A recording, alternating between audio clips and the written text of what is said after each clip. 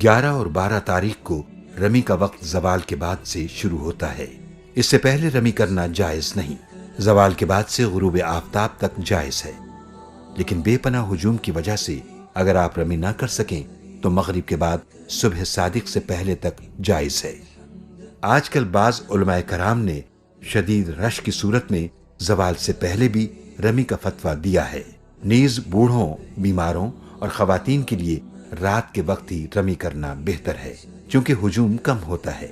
اگر معذورین کو اندیشہ ہو کہ وہ صبح کے بعد ہجوم کی وجہ سے رمی نہ کر سکیں گے تو مناسب یہ ہے کہ وہ رمی کے لیے اپنا نائب مقرر کریں اور خود رمی کے لیے نہ جائیں، کیونکہ اس کی شریعت نے اجازت دی ہے۔ رمی کا طریقہ: جمرات کی عمارت میں داخل ہونے کے بعد سب سے پہلے جمرۃ الصغریٰ آئے گا، اس پر 7 کنکریاں ماریں۔ رمی کے بعد ستون سے ذرا ہٹ کر قبلہ رخ کھڑے ہو کر دعا کریں، توبہ استغفار اور دعائیں مانگیں۔ اگر رش زیادہ ہو تو آگے بڑھ جائیں۔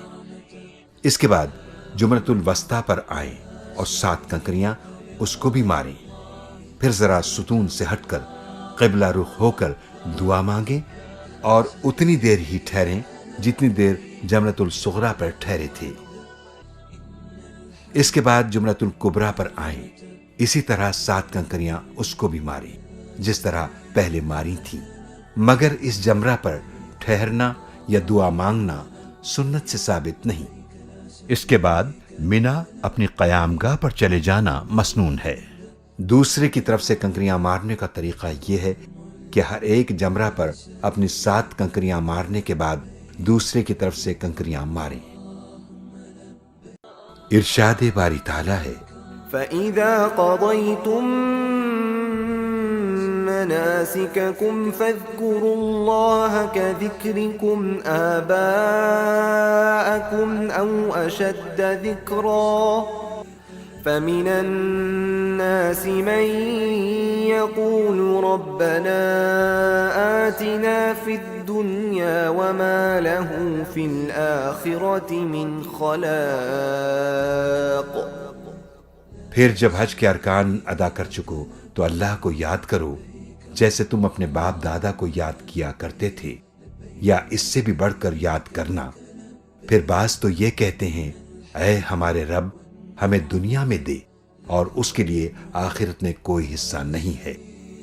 وَمِنْهُمْ مَنْ يَقُولُ رَبَّنَا آتِنَا فِي الدُّنْيَا حَسَنَةً وَفِي الْآخِرَةِ حَسَنَةً وَقِنَا عَذَابَ النَّارِ۔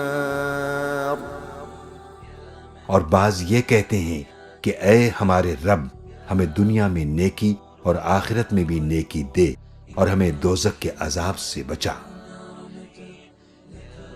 قیام منا کے دوران بکثرت تحلیل و تکبیر، حمد و ثنا، توبہ و استغفار اور دعائیں مانگنا چاہیے۔ عام طور پر آج کل حجاج منا میں رہنے کو غیر ضروری سمجھنے لگے ہیں۔ کئی لوگ رات گزارنے کے لیے یا تو مکہ اپنی بلڈنگ میں چلے جاتے ہیں یا عزیزیہ میں اپنی رہائش پر چلے جاتے ہیں، حالانکہ رسول اللہ صلی اللہ علیہ وسلم صرف طواف کے لیے تو بیت اللہ تشریف لے گئے، اس کے علاوہ تینوں دن و رات انہوں نے منا ہی میں قیام کیا۔ مکہ مکرمہ کی طرف واپسی: حجاج کرام 12 ذی الحجہ کو تینوں جمرات پر کنکریاں مارنے کے بعد منا سے مکہ مکرمہ جا سکتے ہیں، لیکن سورج غروب ہونے سے پہلے روانہ ہو جائیں۔ ارشاد باری تعالیٰ ہے: وَاذْكُرُوا اللَّهَ فِي أَيَّامٍ مَّعْدُودَاتٍ فَمَن تَعَجَّلَ فِي يَوْمَيْنِ فَلَا إِثْمَ عَلَيْهِ وَمَن تَأَخَّرَ فَلَا إِثْمَ عَلَيْهِ لِمَنِ اتَّقَىٰ وَاتَّقُوا اللَّهَ وَاعْلَمُوا أَنَّكُمْ إِلَيْهِ تُحْشَرُونَ۔ اور اللہ کو چند گنتی کے دنوں میں یاد کرو پھر جس نے 2 دن کے اندر کوچ کرنے میں جلدی کی تو اس پر کوئی گناہ نہیں، اور جو تاخیر کرے تو اس پر بھی کوئی گناہ نہیں، جو اللہ سے ڈرتا ہے۔ اور اللہ سے ڈرو اور جان لو کہ تم اسی کی طرف جمع کیے جاؤ گے۔ 13 ذی الحجہ۔